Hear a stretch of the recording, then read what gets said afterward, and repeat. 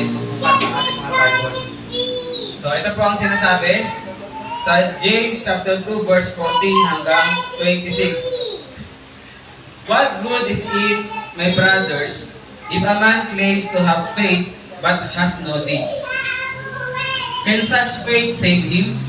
Suppose a brother or sister is without clothes and daily food. If one of you says to him, "Go, I wish you well, keep warm and well fed," but does nothing about his physical needs, what good is it? In the same way, faith by itself, if it is not accompanied by action, is dead. But someone will say, "You have faith and I have deeds. Show me your faith without deeds, and I will show you my faith by what I do." You believe that there is one God. Good, good. Even the demons believe that and shudder. You foolish man, do you want evidence that faith without deeds is useless? Was not our ancestor Abraham considered righteous for what he did when he offered his son Isaac on the altar? You see that his faith and his actions were working together, and his faith was made complete by what he did. And the scripture was fulfilled that says, Abraham believed God, and it was credited to him as righteousness. And he was called God's friend. You see that a person is justified by what he does and not by faith alone. In the same way, was not even Rahab the prostitute considered righteous for what she did when she gave lodging to the spies and sent them off in a different direction? As the body without the spirit is dead, so faith without deed is dead. Makamuna ang bawat isa. Ayan, pasensya na po kayo, no? Kung medyo narinig nyo, parang respirado yung boses ko. Medyo ilang araw na rin na parang inuubo si Pastor, pero okay naman po. Yeah, may boses pa. Kaya medyo tawag doon, medyo malumanay lang muna si Pastor pagsasalita ngayon. Sige po. Ang ating pong pag-aaralan ngayon ay, ang pamagat po ay, ano po basahin natin? 1, 2, 3. Faith and deeds. So ito po ang matagpuan natin sa James chapter 2, verse 14 hanggang 16. So sabi nga po, pag sinabing faith, napakahalaga po ng salita na yan. Isa po yan sa ating po mga Christian, ayan po yung tinatawag na key doctrine.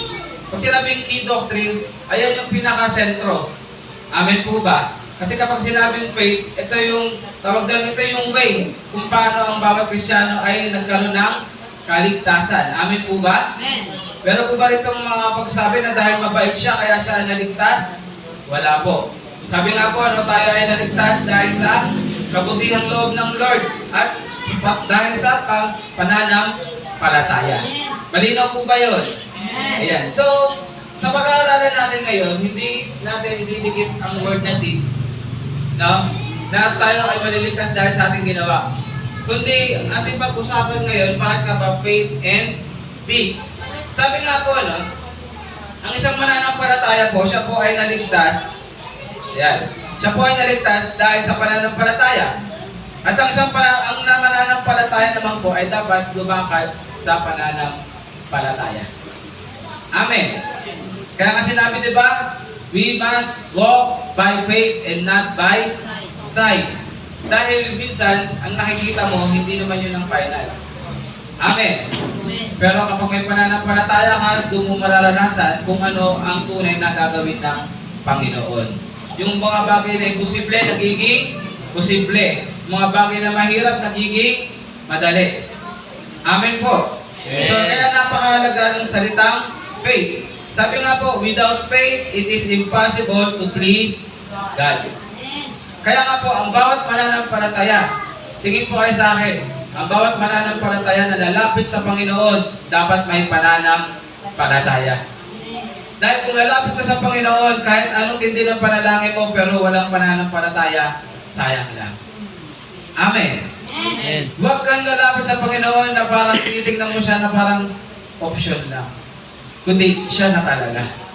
Amen. Na siya lang, sa Kanya lang matatagpuan ang kasagutan, na siya ang tutulong sa atin, na siya ang Diyos na makapangyarihan. Kaya nga sinabi, without faith, it is impossible to please God. And sabi nga po, ang mga bagay na gagawin mo na labas sa pananampalataya, sinabi rin po sa Romans 14 verse 23, ito ay mga kasalanan. Amen. Kaya nga napakahalaga, nung meron kang pananampalataya at ang lahat ng ginagawa mo ay nauukol doon sa iyong pananampalataya. Amen. Ayan, kaya what you do outside your faith or the faith that God has given you, it is a sin. Amen. Malinaw po ba? Amen. Ayan. So, sabi nga po, napakahalaga ng word na faith. Sabi dito, faith is not believing in spite of evidence. Hindi ka nananampalataya kasi nakita mo na si Jesus Christ. Pero pa dito nakakita na kay Lord? Sabi mo, nakita ko si Lord, pinako eh. Nakita ko, ngumiti pa sa akin.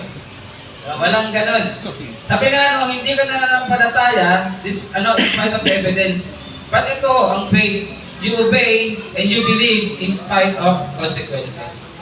Sabihin, ano man ang mangyari, sabi doon, pinagdesisyonan mong manampalataya. Amen. So, kailan ba nagiging madali ang manampalataya? No? Kapag pinagdesisyonan mong manampalataya. Kumbaga, hindi na yung parang ang dami pang naglalaban sa puso mo. Nasa isipan mo na dapat ganito yan. Kundi, nabilis lang sinasabi mo, mananampalataya ako. It is beyond sa isipan at sa damdamin. Amen po ba? Pag-usapan natin mamaya yung tinatawag na intellectual faith at yung emotional faith. Amen?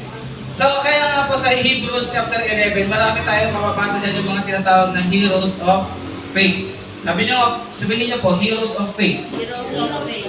Ayan.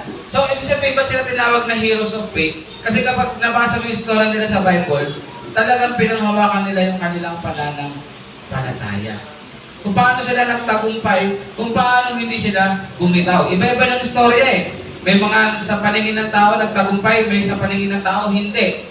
Pero sa huli, ang tinignan ng Lord sa kanila, hindi yung nangyari, kundi yung pananampalataya nila. Kaya sa tinawag na heroes of faith. Sa umagang ito, tanungin ko kayo. Gusto niyo ba na makita kayo ng mga magiging anak nyo?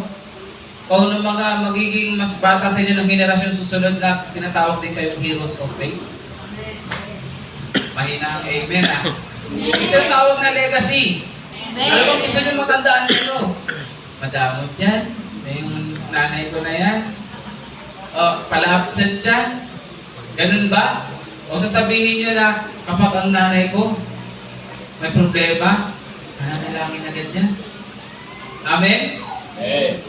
Gusto nyo ba ganon? Nang matindi yung pananampalataya ng tatay ko, sasabihin ng buninay at may faith paglaki. Na bro? Amen po ba? Kaya dapat inaasam din natin yun, not for our own glory, but for God's glory. Na naipapasa mo yung pananampalatayang meron ka sa susunod na generasyon. Amen. Malaki po yung impact na yun. Kaya nga po tinanong ko kung sino yung nagde-decide, matawag tayo na mayroong heroes of faith. Amen.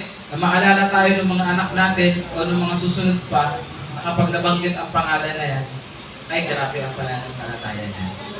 Amen po ba? Amen. Ayan. So sabi nga po, truly, faith is confidence that God's word is true. Ulitin ko po, pag sinabi po may pananampalataya ka, ikaw ay confident din na ang salita ng Diyos ang siyang katotohanan. Amen. Wala yung pag nagsabi sa'yo, ay hindi lang yan, kailangan magbasa ka rin dito. No? Parang, talaga? Pwede rin ba yung gano'n? Hindi. Kapag may pananampalataya ka, pinangahawakan mo na ang siyang katotohanan ay magmumula sa salita ng Diyos. Dahil ang katotohanan din mismo ay ang salita ng Diyos. Kaya nga tayo mga mananampalataya, nag-iingat tayo sa mga nababasa natin sa labas, sa mga napapanood natin, kasi kailangan daw po naka-align sa salita ng Diyos. Amen? So sabi nga po, at sa bawat pagbabasa natin ang salita ng Lord, meron dapat tayo nararamdaman na tinatawag na conviction. Sabihin niyo po, conviction. Ayan. Bakit kailangan ng conviction? Kasi po, diyan po maya-apply yung tinatawag na deeds. Amen? So, sige po. Magpatuloy po tayo. At sabi nga, ito pong chapter 2, verse 14. hanggang 26. Maganda po yung chapter na to, yung part na to, yung paragraph na to. Dahil po si James, discuss niya rito kung anong uri po ng pananampalataya maaaring meron ng isang tao. Amen? So, meron po tayong pag-uusapan ditong dalawa lang. Ayan, at alam ko po na I pray na makuha natin. Hindi ko po sinasabi dito na yung dalawang mauuna ay tayo. Pero, kung nararamdaman natin na parang ganon, kailangan pong mabago. Amen po ba? Amen? Amen. Parang gusto niyo bumalik yung boses ko ha.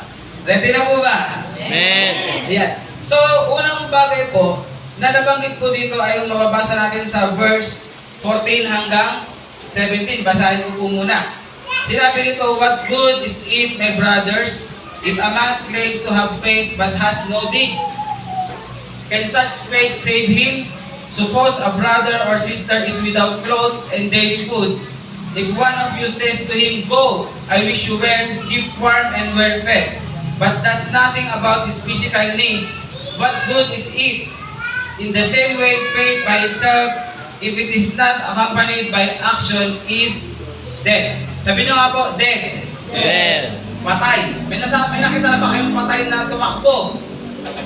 O tayo pag nakita ng patay, tumatakbo. Diba? May nakita pa kayong patay na tumayo? Kumilos. Ang mabigat po, masabihan tayo na ang pananampalataya natin ay patay.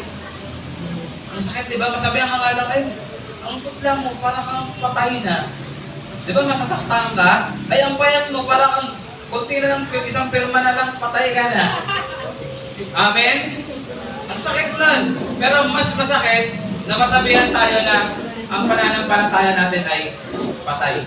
Sige, sabihin mo sa kapatid mo, ngayon, sa tabi mo, patay kayo ang pananampalataya natin. Sabihin mo, dapat buhay. Buhay. Ayan, dapat buhay. Kaya nga ang number 1, nakalagay dyan ano? Sige po, Ate Lia. Dead faith. Basahin nyo nga, dead faith. Dead faith. Ayan. Patay na pananampalataya. Dalawang pong part dyan, pag sinabing dead faith. Ang una po yung tinatawag na intellectual. Sabihin nyo nga po, intellectual.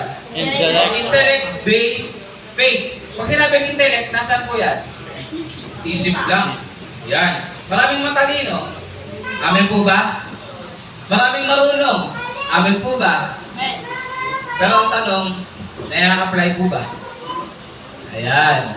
Sabi nga no, people, yan. Sige po, Ate Lia. Sabi, people with dead faith, ayan daw, substitute words for deeds. Ano ibig sabihin? Marami daw po na mga tawag daw, they're claiming that they are Christians. Magaling sila sa salita. Pero hindi kita sa gawa. Na para sa kanila, okay lang. Marami akong sinasabi tungkol sa Bible verses, tungkol sa mga preaching na naririnig ko, pero wag yung titingnan kung paano ako magbuhay. Amen. So, sa tingin niyo po ba, tama yun? Parang magulang lang yan. Yung sabi nga sa magulang, pag lumaki ka, huwag ka magbibisyo ha. Paabot ka ng sigarilyo ko. Huwag kang anak ha. Masama yan. Amen. Mahirap po yun. Na ayaw natin mangyari sa mga anak natin, pero nakikita naman nila sa atin. Lalo na sa pananampalataya. Mas mahirap na naririnig sa'yo, pero hindi nakikita sa'yo. Masakit po ba yan? So, parang sinabi ka, oy, summa cum laude ako. Pero, yung napagtapos mo, hindi mo naman nagagawa. Asan ka? Nasa bahay, nakahiga ka lang. Diba parang yung natutunan mo, patay. Nandito lang na natili. Ayan. Nakukuha po ba natin? Ayan. Sinabi nga po dyan, ano, they know the correct vocabulary for prayer. Magaling manalangin. Ayan. Hindi naman po dito dinidiscourage ang manalangin. Amen? So, magaling manalangin. Meron din mga testimony. Ang tanong, totoo nga ba testimony? Baka magaling lang, writer. Gusto ngayon yung mga writer, di ba? Di parang kala mo totoo, pero sulat lang. Kasi sinabi na, and can even quote the right verses from the Bible. But pero ito po yung malungkot talaga, but their walk does not measure up their talk or their deeds. Amen. So tayo po mga mananampalataya, pinapaalalahanan tayo dito ni James, ni Santiago, na huwag tayo magkakaroon ng patay na pananampalataya na ang ating pananampalataya nakabase lang sa ating isipan. Ang ganda nga po na naging example dito ni James, simple lang. Yung may nakita ang kapatiran, o meron nakita ang kapatid, na gutom, sira-sira ang damit, wala makain, walang pera. Tapos sabi sinabi mo, pagpalain ka ng Panginoon, umuwi ka na ikaw ay sagana, busog. Pero pag-uwi niya, gutom pa rin siya. Sala. Bakit? Kasi nagsalita ka lang, pero hindi mo ginawa. Tumulong. Amen po ba? So, huwag tayo magaling sa salita. Sabi nyo nga, sa tabi, huwag kang magaling sa salita. Ayan, huwag kang puro salita. Ayan. So, napakaganda na example ni James na talagang makakarelate tayo. Sabi nga po, dito makikita natin sa istorya nung binigay ni James, the person with dead faith noticed the visitor and saw his needs. Malinaw ba makikita mo kagad kung may pangangailangan? Makikita mo. Totoo lang. Kaya mong tingnan, lalo na yung gutom. Diba?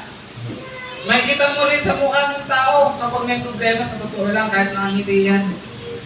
How much more kung dumating dito, nakitang-kita sa itsura. At nagsabi pa sa'yo na gutom.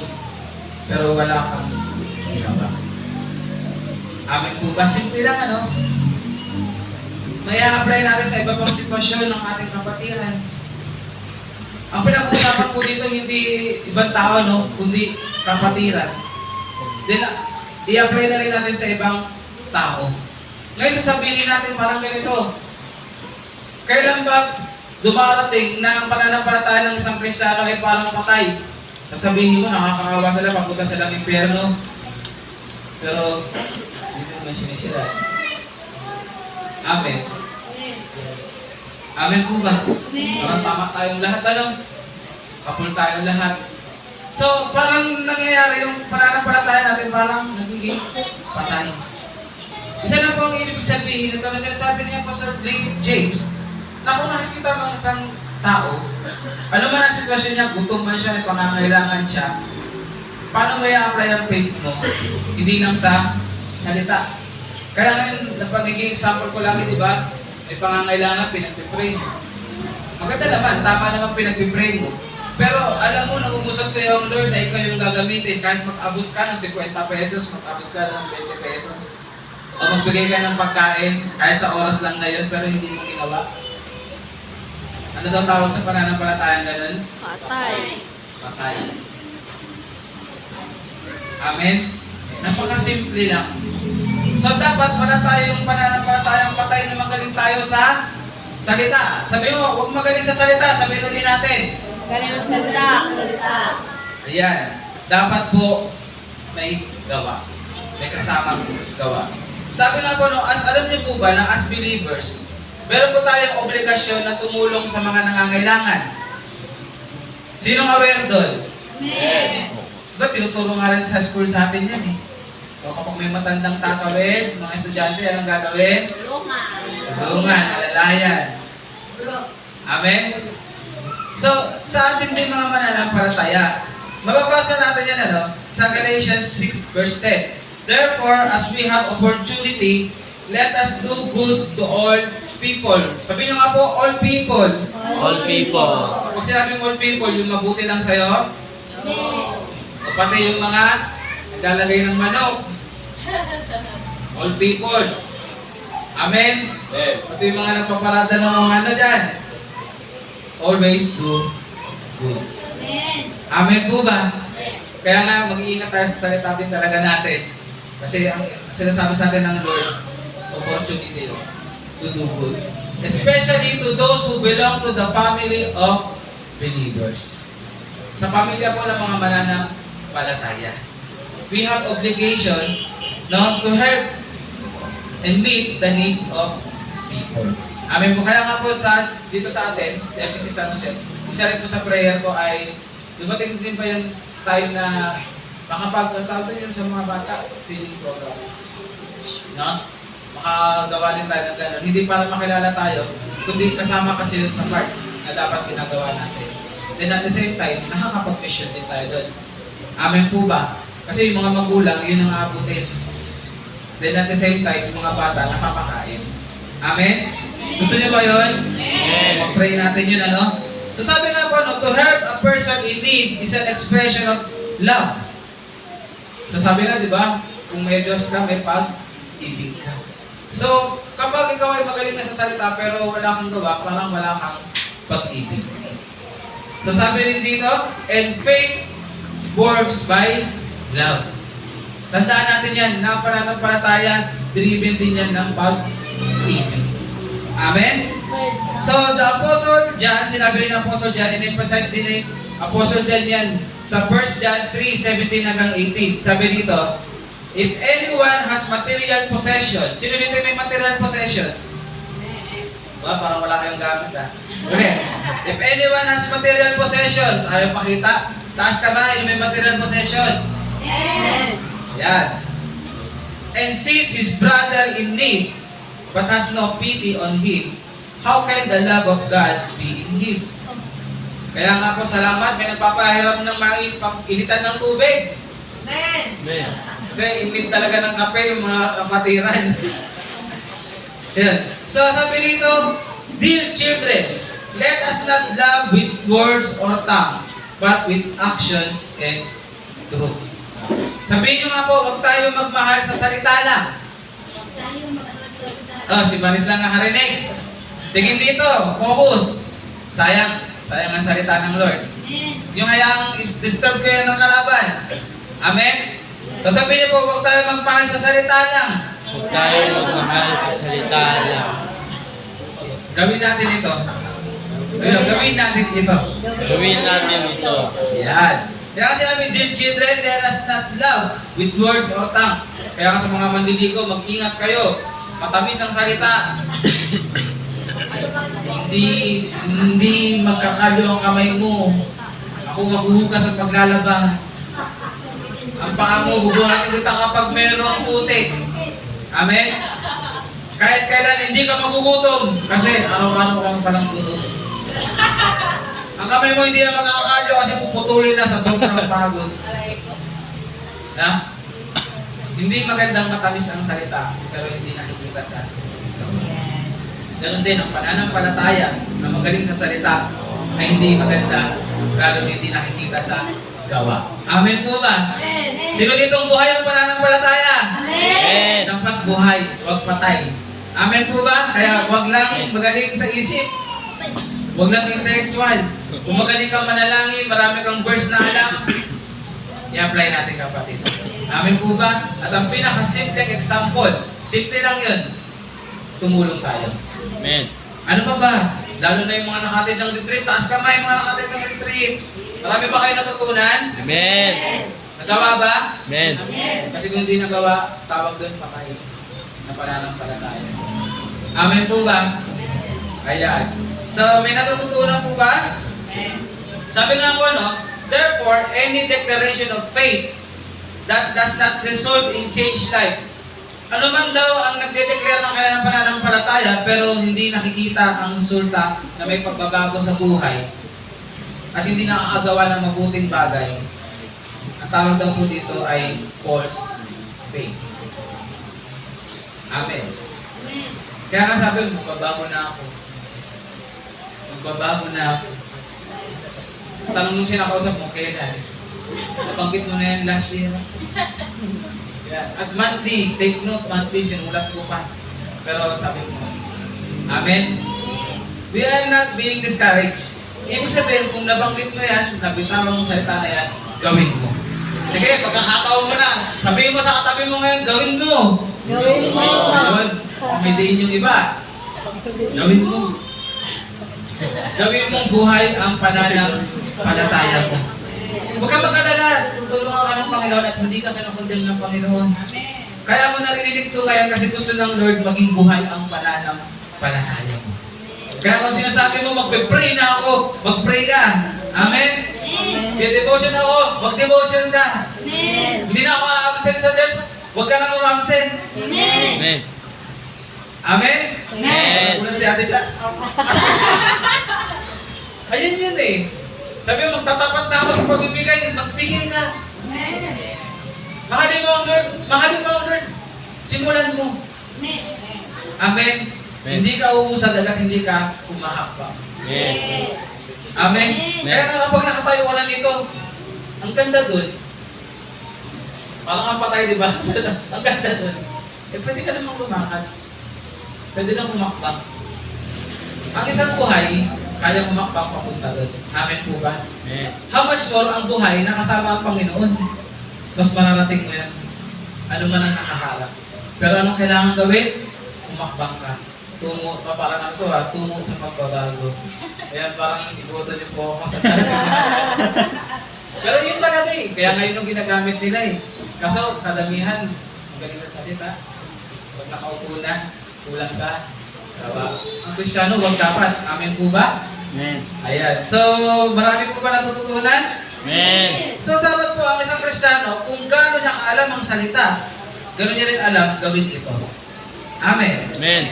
So sabi nga po, remember, dead faith is not saving faith. Dead faith is counterfeit faith. Sabihin hindi totoo. At sabi nga po, maraming mga tao ang nalilinlang sa paniniwalang ito. Kaya kapag tinanong mo sila, kilala mo ang Diyos? Oo, kilala ko. Oo, nagsisimba naman ako. Diba? Magbabasa naman ako ng Bible. Marami kang makakausap kasi akala nila hanggang doon lang. Amen. Amen. Pero hindi nakikita sa gawa. Ayun. Kaya nga isang patay, walang nagagawa kasi patay na. So, kung ang pananampalataya natin, hindi dapat patay. So, intellectual pa lang yan. Pangalawa po. Yan, sige. Pangalawa yung tinatawag na dead faith ay ano daw po? Emotion-based faith. Kaya nga po sa praise and worship, bigyan ko lang kayo ng example. Sa praise and worship, oo, mahalaga na connected ang ating emotion. Amen. Sige nga, tawag doon, sino rito yung kanina lang, halimbawa o kahapon lang nasaktan? May narinig ka, o kaya meron kang hindi nagustuhan, may nakita ka, nalungkot ka. Meron ba? Meron. So, sino rito yung natakot na lang? Yung natakot, nagulat. Yun. Nagulat kayo. Di ba? Kasama sa emotion. Ibig sabihin may emotion. Mahalaga yung emotion. But then, pagdating sa pananampalataya, hindi dapat nagiging ababang emotion sa faith. Amen po ba? Amen. Amen. Kaya nga sinabi, di ba, ang puso ang pinaka-deceitful sa lahat. Kaya nga po sinabi rito, ang nakakatuwa dito sa example ni James, magugulat tayo. Hindi mga tao ang example niya. Gusto niyo malaman? Babasahin ko. But someone will say, you have faith, I have deeds. Meron daw mga magkasabi na nananampalataya ako. Ang iba lang sabihin, may ginagawa ako. Pero sabi dito, show me your faith without deeds and I will show you my faith. But what I do, you believe that there is one God. That's good. Pero ito yung gulat.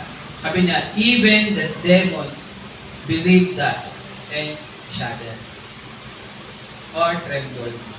Ang naging example ni James ay mga demonyo. Sabi niyo nga demonyo. Demonyo. Huwag niyo naman ako magturo. Ayan. Sabi, demonyo. Ayan, buksan natin. Sabi dito, you believe that there is one God. Kaya nga lahat pwede magsabi na may Diyos. Kasi mga demonyo, nakita nila ang Diyos. Alam niyo ba yun? Nakita nila ang Diyos, pati si Jesus kilala nila. Kaya nga ang mga diablo, alam nila, di ba? Kapag si Jesus ang papagaling, yung sa baboy, yung pinalipat sa baboy, di ba sabi na, hatulan mo na ba kami? Kung hindi pa, nakikiusap kami, doon mo kami para sa mga baboy na yon. Kasi kilala nila si Jesus. Amen? Sabi dyan nag-tremble sila, natatakot sila. Tayo rin naman ganun minsan eh. Di ba? Alam natin na ayaw ng group, natatakot ka. No? May pinapagawa sa'yo, Lord, nanginginig ka pa eh. Kaso lang hanggang nginig ka lang. Pagtapos na nung kinig, wala na. Pagtapos nung natakot ka, nakarinig ka ng matinding preaching, nag-strike sa'yo, umiyak ka. Akala mo yun na yun. Ang ginagano mo yung puso mo, yung dibdib mo. Pero pagtapos na, baguhin mo. Balik ka pa rin. Remain ka pa rin sa dati. Hindi mo pa rin in-apply yung... Ha? Anong sabi doon? Naging emotional ka lang. Sabihin mo nga, naging emotional. Emotional. Yan, mahirap po na naging emotional ka lang. Kasi po, ang mga demonyo, natatakot din sila. Pero ang katotohanan, sa takot ba nila, pinili nilang gumawa ng mabuti? Hindi. Ano bang ginagawa pa rin ng mga demonyo ngayon? Evils pa rin, wicked ways pa rin. Amen po ba? Parang ang bigat, ano? Inatulad sa demonyo. Teka lang. Hindi kasi maganda na ang isang Kristiyano nakabase ang pananampalataya niya sa emosyon. Ang emosyon, pabago-bago. Sino naniniwala doon? Ngayon masaya ka, mamaya malungkot ka na. Ngayon matatag ka sa panaramdam mo, mamaya depressed ka na. Amen? Ngayon, panatag ka, yung sinabi nga, ang sarap talaga yung sa retreat, natutuwa ako. Kasi mas na-define sa akin yung depression at anxiety. Ang depression pala backward, yung anxiety forward. Pag depressed ka pala sa mga nangyari sa nakaraan, pag anxiety pala, hindi pa nangyayari. Overthinking. Amen po ba? So ganoon ang pananampalataya, dumarating tayo doon, ang lahat ng tao dumarating doon. Kaya kung babase ang pananampalataya mo sa emosyon mo, ang pananampalataya mo, up and down. Up and down. Ang mahirap, pag down na lang lagi. Amen po ba? Kasi sa karakter natin, minsan meron talagang mga tao, ang hirap umangat ulit ng pakiramdam. Amen? But then, sinasabi nga po, no, wala na nga dyan yung sinasabi ko eh. Iba yung pinapasabi sa akin ng Lord eh. Na kapag emosyon, huwag tayong gumaya sa mga demonyo. Sabi mo, huwag kang gumaya sa demonyo. Natatakot pero di sumusunod. Aray. Ano ba ito? Takot pero di sumusunod. Natatakot pero walang pagbabago. Amen? Natatakot pero walang pagmamahal. Amen po ba? So, tayo mga Kristiyano, ang faith natin is above emotion. Sabi niyo nga po, above emotion. Above emotion. Ayan. So sabi nga na, sige, magbasa nga tayo. The demons believe and trembles, but they never cease to do evil and wicked things. Alam niyo po, ayaw yung nangyari kay Judas. Yung tinatawag na makamundong tawag ng pagsisisi. Kasi, nalungkot siya, pero yung ginawa niya, mali pa rin. Amen po ba? Pero pagdating kay Pedro, may emotion siya, nagsisi siya, pero mas naging abag pa rin ang pananampalataya. Kaya nga po sa ating mga Kristiyano, dapat abag ang pananampalataya para hindi mo ilagay sa sarili mong kamay ang batas. Sabihin niyo nga po, batas. Batas. Akala natin sa palabas lang yun. No? Kaya nilang bigay sa akin ng batas. Ako nang bahala. Minsan sa atin ganun din. Pero kapag abab ang pananampalataya mo, ipagkakatiwala mong lahat sa Panginoon. Amen po ba? Sa nangyari sa'yo, sa pagkakamaling nagawa mo, ipagkatiwala mo sa Panginoon. Kasi kapag pinagkatiwala mo sa sarili mo, anong gusto mong gawin sa sarili mo? Saktan, pahirapan, sisihin. Tama ba? Pero pag pinagkatiwala mo sa Panginoon, kapag hawakan mo, Lord, sinabi mo sa iyo salita that there's no more condemnation to those who are in Christ Jesus. Amen? Sinabi mo, Lord, sa iyong salita na kapag ako'y lumapit, ako'y patatawarin mo. Amen po ba? So, above emotion. Sabi pa rito, it is not a saving experience to believe and tremble. Ano ito nga mabigat dito na word eh? A person can be enlightened. Sabi niyo nga po, enlightened. Ibig sabihin, sa mga nararamdaman mo, parang may na-realize ka. Amen. So mga umatid ng life retreat, may na-realize ba kayo? Na-uplift ba yung emotion din natin? Di ba? Amen. Lalo na, 1, 2, 3, takbo!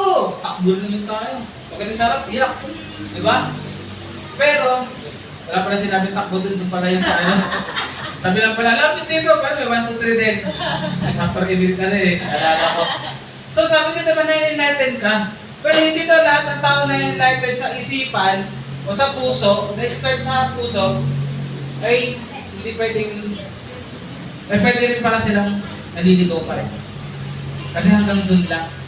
Sabi nga, hanggang puso at isipan na. Isipan Kaya nga ba yung mga ligaw tingin din, hanggang puso at isipan na.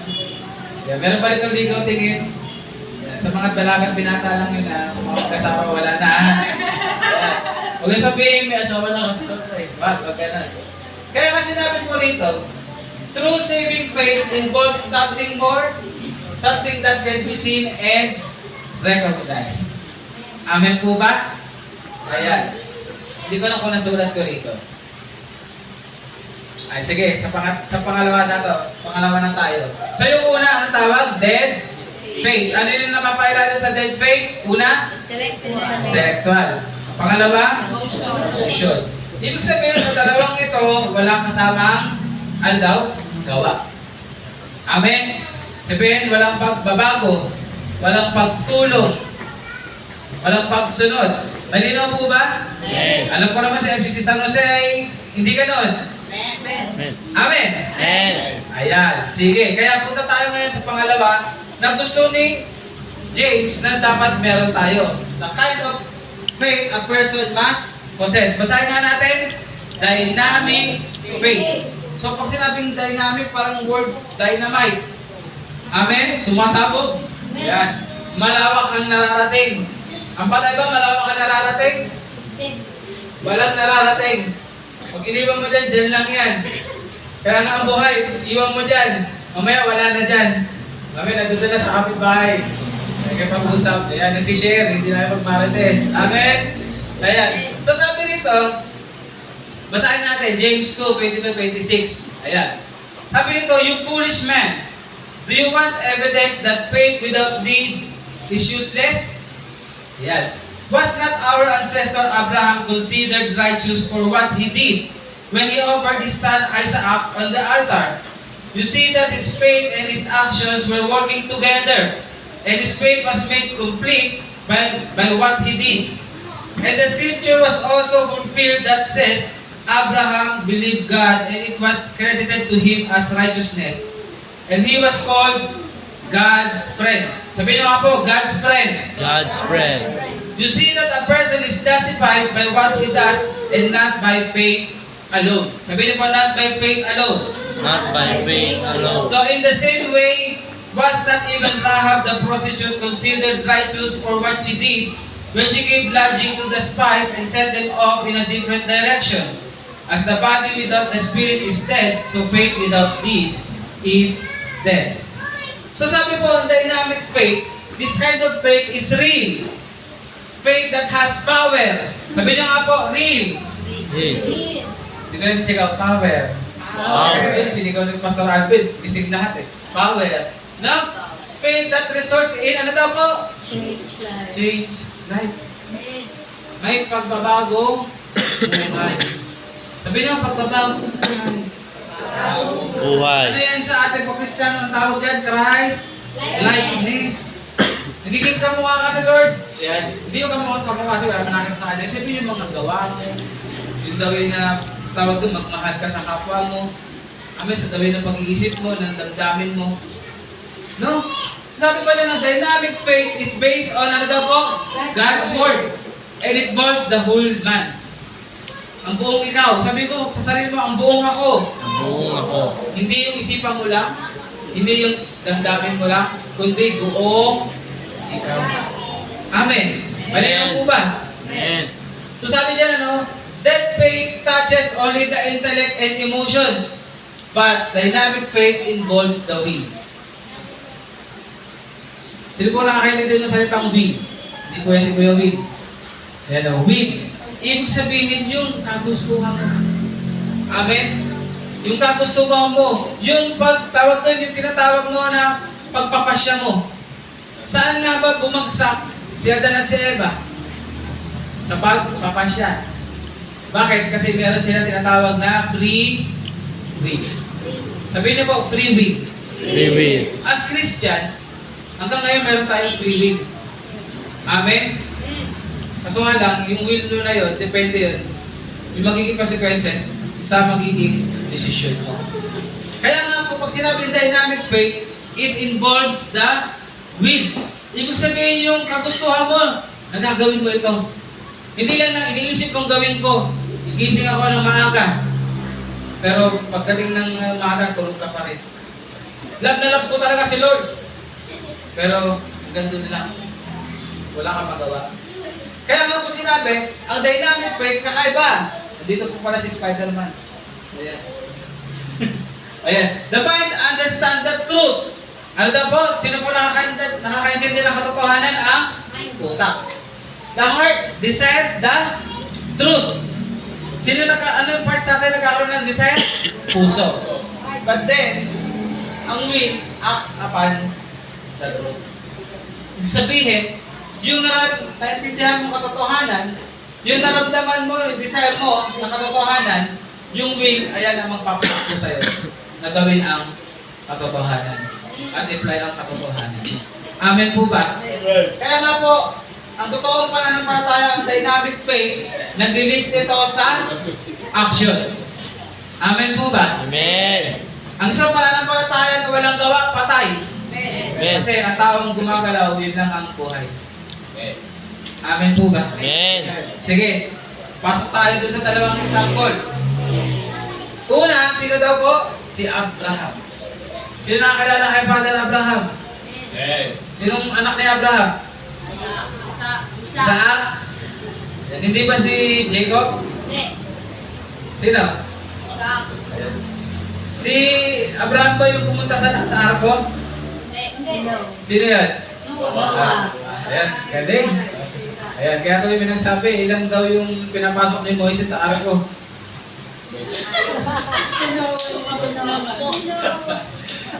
Yan, kinigising mo na ang igatang. Amen. So sabi niya si Abraham, ito yung pangyayari na tinawag siya ng Yahweh. At sinabi na ialay niya si Isaac. Tanungin ko ulit kayo kung natatandaan nyo, ilang taon inantay ni Abraham si Isaac? 25 years.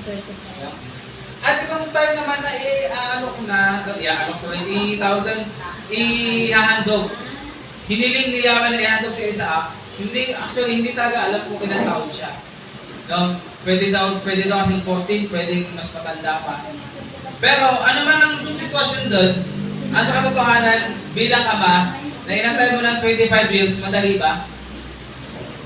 Madali ba? Hindi. Sasabihin ko sa inyo, hindi.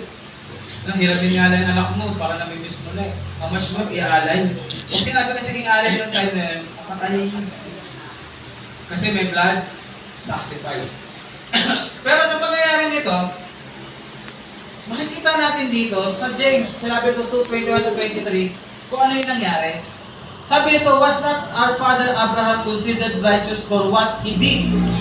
Ano daw? Kailan daw siya na-considered as righteous? Sa kanyang ginawa.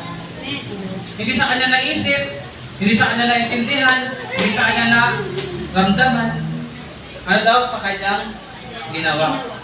When he offered his son Isaac on the altar. Ibig sabihin, ang isang pananampalataya talaga may pagkilos. Tunay na pananampalataya. Sabi nito, you see that his faith and his actions were working together. Sabi nyo nga po, working together. Working together. Dapat daw po yung faith at action sabay. Amen? Kaya kapag sinabi, sinong hinamon? O sige, mag-evangelism tayo. Amen! Sa Sabado po, kita-kita tayo. Yung malakas umami pagdating ng Sabado, wala. Pangiti kayo Yeah. O sige po, tayo pa may gagawin. Talagang kailangan to. Amen! Pag malakas ka mag-amen, mabilis ka rin kumilos. Amen po ba? Amen. So sabi nga no, you see that his faith and his actions were working together. And his faith was made. Ano daw? Basahin natin, ito yung magpapakita sa atin na we are not saved dahil sa gawa. Kundi na-save pa rin tayo sa faith. Sabi niya nga po, we are saved by faith. We are saved by faith. Ayan. His faith was ano daw po? Made complete by what He did. Ibig sabihin, kapag kumikilos ka, yung pananampalataya mo na exercise. Amen po ba? Yung pananampalataya mo tumitibay. Yung pananampalataya mo nagkakaroon ng tawag doon, muscle. Lumalakas. Hindi siya yung parang patay na wala kang nagagawa. Kaya nga po niya sinabi, Abraham was not saved by obeying God's difficult command. Hindi siya na-save dahil sumunod siya, makumilos siya. Kundi his obedience proved that he is saved. Amen? Sabi nga po tayo mga mananampalataya, wala tayong karapatan na mag-judge kung sino ligtas o hindi. Yes. Kasi sino nakakita ng pananampalataya natin? Ang Lord lang. Amen? Ito, binabanggit natin, pinag-aaralan natin ito ngayon. Hindi para tingnan mo yung katabi mo. Amen? Amen. Hindi para i-judge mo yung katabi mo, kundi tingnan mo yung sarili mo. Amen. Malinaw po ba yun? Amen. Para ikaw mismo sa sarili mo, nasasabi mo, Lord, ayoko ng dead faith. Gusto ko yung pananampalataya kong buhay. Gusto ko may change that. Gusto ko, Lord, yung faith ko at action ko ay nag-work together. Amen po ba? Amen. Ayan, napakahalaga nito. Alam niyo po ba? Minsan, ang mga matatagal na mananampalataya, ayaw nila ng takot ng ganito. Kasi tingin nga nila, napaka-lalakas na nila. Ang tingin nga nila, matagal na sila mananampalataya. Pero yung pala nakakalimutan nila, parang zombie na rin. Patayin sila. Kasi, yung dati nilang ginagawa, hindi na rin pala nagagawa. Yung dati nila, kumbaga para silang mga depressed na tao, yung history na lang lahat, dati, kami ay nagkaganito eh. Dati pa nag-pray ako. Puro dati, pag tinanong mo ngayon, hingitihan ka nila. So sa atin dito, karamihan sa atin yung mga batang mananampalataya. Hanggat maaga mapaalalahan na tayo. We need to be consistent. Sabi niyo nga po, consistent. Consistent. Consistent na buhay ang pananampalataya natin. Huwag dumating na, parang patay na. Amen po ba? Ayan. Sabi nga po dyan, Abraham was not saved by faith plus works. Mali po yun. We are saved by faith alone. But then, dahil tayo ay naligtas na, dapat po kumikilos tayo. Malinaw. Amen. Kaya baka kasi malito kayo, Pastor, dapat pala may gawa. Hindi. Kailangan, dahil naligtas ka na, actually, ikaw ngayon ay buhay na. Amen? Kasi di ba nung time dati, ang tawag sa atin, we are dead by our transgressions. Amen? But we are being made alive through Christ Jesus. Kaya ngayon kapatid, sige, praise God, salamat Holy Spirit. Sabihin mo ngayon sa katabi mo, kapatid, Pati. buhay ka na ngayon. Buhay ka na ngayon. Kaya kaya mong gawin Kaya mo gawin. mabubuting bagay Ang buting bagay. para sa kaluguran Para sa kaluguran ng Panginoon. ng Panginoon. Yun yun. Kaya ka binuhay ng Lord para may kakayanan ka na ngayong gawin ang mabuting bagay. Na hindi mo nagagawa noon dahil patay ka. Kaya nga wala kang option, mapiliin, ano? So pangalawa po, sunod naman tayo ngayon kay Rahab. Sino yung nakakatanda ko? Sino si Rahab? Saan book mababasa si Rahab? Saan po? Joshua. Ayan, di ba? Nag-series din tayo ng Joshua. So, maganda nangyari kay Rahab. Alam ko, natatandaan niyo ba na si Rahab din ay naging lineage din siya ng lahi ni Jesus. Amen? So, yung kanina pinag-usapan natin, Jew. Ngayon naman, hindi ito. Taga-saan nga ba ulit si Rahab? Jericho. Ayan. Sa Jericho, di ba kasama siya doon? Ano yung ginawa? Ano ginawa niya sa dalawang spy? Tinago niya, di ba? Ayan. Tapos pinababa niya doon sa bintana. Kasi yung bahay niya dikit doon sa pader. Tapos pinapunta niya doon sa pinagtago niya. At nung nagtanong yung mga kawal, pinapunta niya sa kabilang ibayo. At ang sinabi doon, di ba? Kung sino man ang lumabas dito sa bahay na ito, kasi may iniwan doon na parang kulay pula, di ba? Ang sinabi kapag lumabas yan, papatayin. Pero kung sino man ang manatili sa loob, hindi namin papatayin. Amen po ba? Ayan, nakaligtas si Rahab. So sabi rito, ang maganda kay Rahab, narinig niya ang salita. Ano nga ba yung salita? Na ang Jericho ay lulusubin ng mga Israelita. Ang sabi niya nga dun sa mga espiya, narinig namin kung paano kayo sinasamahan ng Diyos, kung paano kayo nagkatagumpay. At ngayon, kami ngayon dito ay marubuwid na dahil papunta kayo sa amin. Amen? Sa tingin mo, kung ikaw si Rahab, kung tapat ka, no? Kung talagang tawag doon nakatira ka sa isang lugar, siguro ang isang dapat isipin mo ay isumbong ka agad dyan. Tama ba? Kasi kalaban niyo eh. Pero dumating kasi kay Rahab, nalaman niya. Sabihin niyo po, nalaman. Nalaman. Narinig niya eh, na makapangyarihan ng Diyos kasama ng Israelite. Sabihin niyo po, naramdaman. Naramdaman. Natakot siya. Sabi niya, wala kaming magagawa laban sa inyo dahil kasama niyo ang Diyos. Pero hindi siya nanatiling nalaman niya lang at naramdaman. May action siyang ginawa. Ano yung action niyang ginawa? Tinago niya ang mga espiya.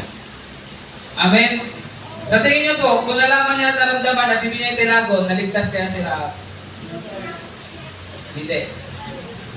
So ganun din. Dahil in-apply niya yung kanyang nalaman at naramdaman, in-action niya, put into action, naligtas po siya.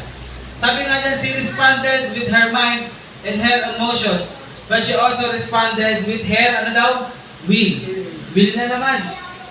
She did something about it. May ginawa siya.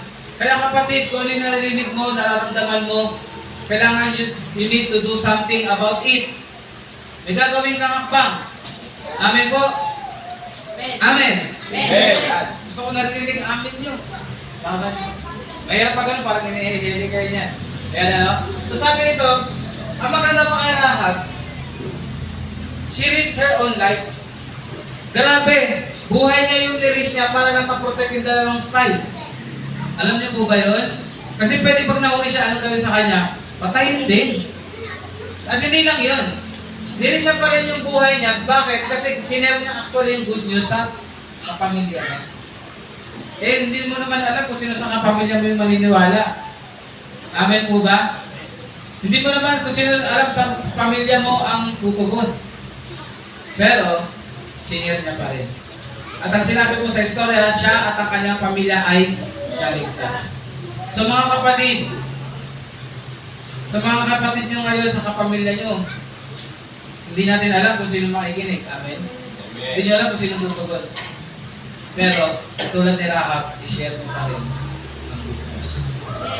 Amen? Amen. Pwede ba yun? Amen. Kasama yun sa tinatawag na dynamic faith. Buhay na pananampalataya na yung natanggap mo, hindi lang sa'yo lang. Sinishare mo rin sa pamilya mo. Amen po ba? Amen. May natututunan po ba tayo? Amen. Pag sinabing dynamic faith, ano uli yun? Buhay. Kumikilos, may nararating, may pagbabago. Amen? Amen. Ano pag sinabing patay? Sa isip lang, sa damdamin lang, pero hindi na-apply. Kaya nga po mga kapatid, alam ko sa mga sa atin dito, we practice dynamic faith. Hindi ko sasabihin na dead faith. Ako mismo nakikita ko sa bawat isa, praise God, may ginagawa tayo. Narinig niyo ang salitang ito dahil gusto iparating sa atin ng Panginoon, pagpatuloy natin ang ginagawa natin tama. Amen? Ipagpatuloy natin ang nasimulan natin tama. Amen. Huwag tayong hihinto. Huwag tayong papakampante. Kailangan gawin pa rin natin yung tinatawag na magkaroon tayo ng dynamic faith. Because faith without deed is dead. Malinaw po na sinasabi nito ni James sa mga tagapakinig niya noong time na ito, huwag kayong magaling lang sa salita. Huwag lang kayong magaling sa nararamdaman. Dapat mas magaling kayo sa gawa. Dahil ang tunay na pananampalataya, hindi lang yan sa salita, hindi lang sa damdamin, kundi more on sa gawa. Amen po ba? Amen. Hallelujah. Sige po, palakpakan natin ang Panginoon. At tayo po lahat ay tumayo.